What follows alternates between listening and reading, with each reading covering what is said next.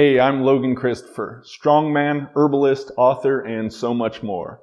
For many years, these herbs have helped me, and they can help you too. We're really in the business of changing people's lives to find the herbal allies that will work for you and support you in everywhere that you need help with.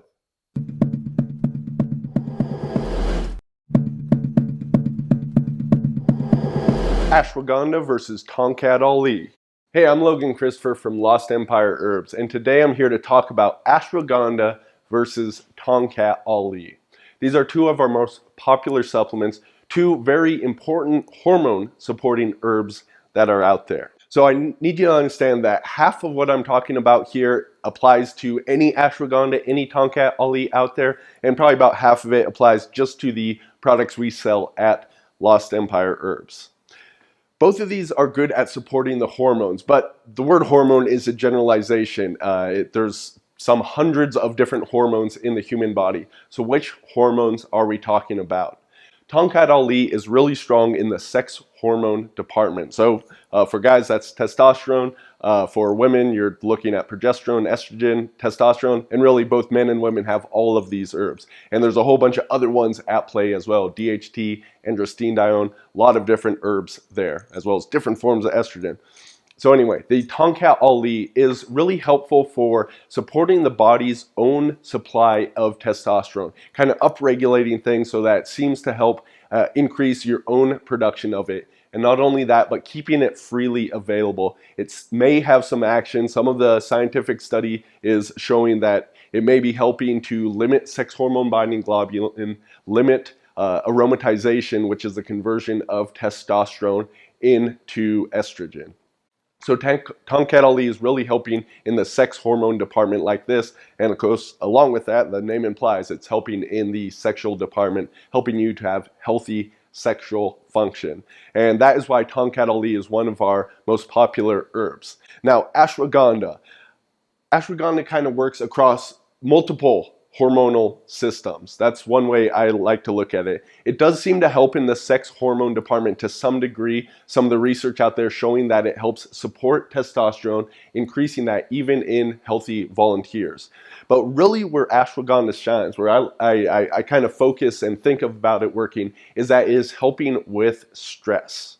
It really helps people to be able to handle stress better. In that way, it is an adaptogen. It is classed as one of those, but works kind of differently than many of the other adaptogens out there. While many of the adaptogens, such as rhodiola, can be stimulating, in fact, too stimulating for some people, ashwagandha is more of a relaxing adaptogen, and this can be very useful to have because many people, if you're just getting more energy from adaptogens and driving harder and harder, you can end up driving yourself to burnout. The adaptogens will help with that, but they can also just free up energy so that you can push yourself even further. The ashwagandha, in contrast, seems to really help allowing your body to relax more so that, as Jeff, the farmer that grows our ashwagandha, like to say, relax into strength. Ashwagandha seems to really help with lowering cortisol, the chief stress hormone in the body. And by lowering cortisol, because cortisol and testosterone have an inverse relationship, cortisol too high, testosterone goes too low, and vice versa. If we can lower cortisol, often then we'll see testosterone goes up, and that is really how this one is working. So they have different mechanisms by which they may help increase testosterone. But once again, that's just some of what ashwagandha does. Many people find it helps them to have deep restorative sleep, and of course this could lower cortisol. This could allow a lot of hormonal action in the body to help regulate itself much better.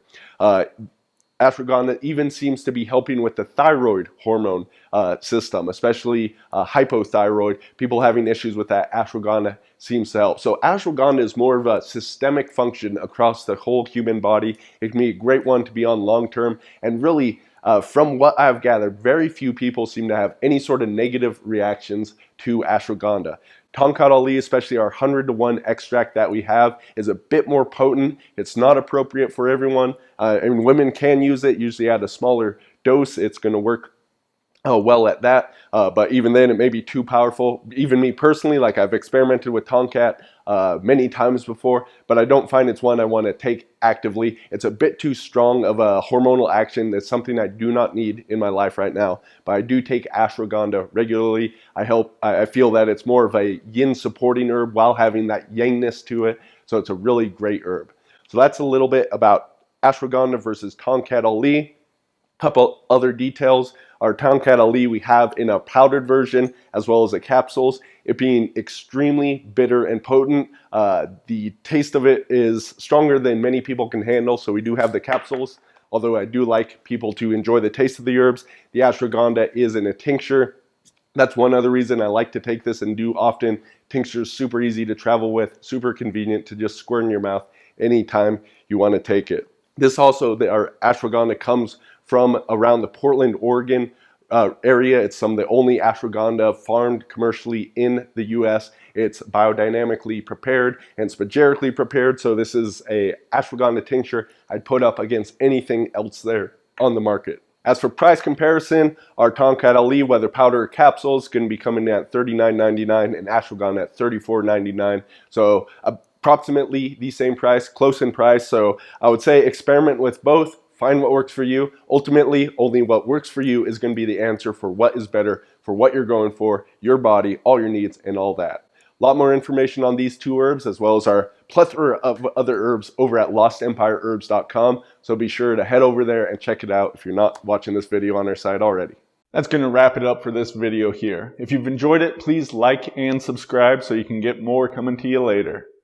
Head on over to LostEmpireHerbs.com. Right now we have a 15% off coupon if you sign up to try and select any of our herbs. And remember, we're really in this to try to help you out and find the herbs that will change your life. If they don't work for you, you don't have to pay with our generous money-back guarantee. So head on over, LostEmpireHerbs.com.